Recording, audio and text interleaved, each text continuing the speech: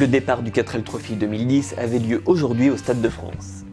Le millier de véhicules présents annonce que nous allons en voir de toutes les couleurs, avec des 4L à ressort, des 4L à chat, des Mad Max 4L et des 4L bavardeuses. Attention, attention, 4L 4L en déroute. Parmi tous ces participants, nous allons suivre l'équipe 1280 de l'association Edukenso tout au long de leur expérience. Notre participation au 4L Trophy s'est réalisée dans le sens où, donc à la faculté des métiers, donc, dans le cadre de notre diplôme chargé d'affaires en service informatique qu'on fait en alternance, on doit réaliser un projet. Donc on s'est dit, réaliser un projet, pourquoi pas, autant que ça soit aussi intéressant pour nous et qu'on ait vraiment à fond dessus, c'est quelque chose qui nous tienne à cœur. Donc on avait déjà entendu parler du 4L Trophy, on s'est renseigné dessus. Et effectivement, on s'est dit, allez, on se lance. Le projet en lui-même, il a commencé, du moins la réflexion, c'était juin 2009. Juillet, on a créé l'association Edukenso, Éducation et Solidarité, afin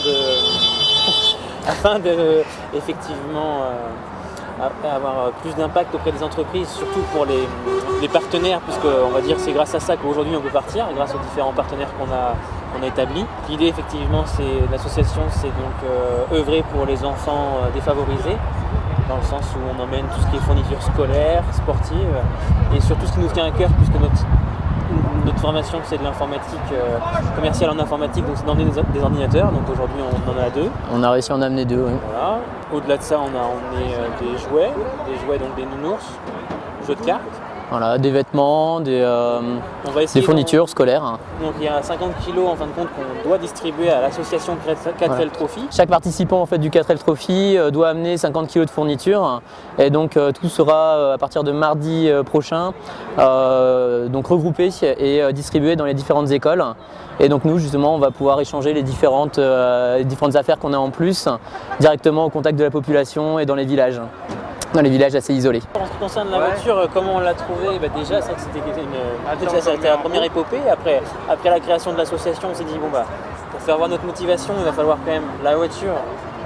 Et pourquoi pas, du coup il y a une préinscription au 4L Trophy, donc c'est un petit budget, c'est 400 € sur l'inscription totale, mais surtout au moins ça nous donne une certaine valeur ajoutée auprès des partenaires. Donc pour en venir à la 4L, on a visité entre 4 et 5, tout en sachant qu'au final cette voiture là c'était de relations, en fait c'était un ami d'un oncle et tante, puisqu'en plus on cherchait une 4L moteur GTL. Donc moteur GTL c'est des plus gros moteurs que les moteurs TL.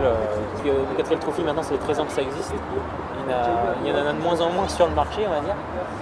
Donc ça c'est la difficulté et les gens commencent à le savoir, donc ils n'hésitent pas à faire monter les prix. Donc nous au final on a réussi à l'acquérir pour 500 €. Il y a beaucoup de préparation à faire, déjà pour s'assurer de la conformité, s'assurer aussi pour tout ce qui est on va dire renfort au niveau du désert, parce qu'elle va être amenée à faire 6000 km, donc à rude épreuve, donc je pense que ça va être joli à voir et on va essayer d'aller jusqu'au bout de cette aventure en tout cas.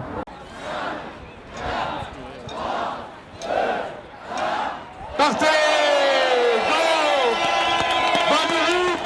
Et attention sur la route, s'il vous plaît! Départ donné, les participants ont pour première mission de rejoindre l'Espagne et la ville d'Algeciras, d'ici samedi 16 h. À partir de là, les 4L devront se montrer vaillantes dans le désert marocain.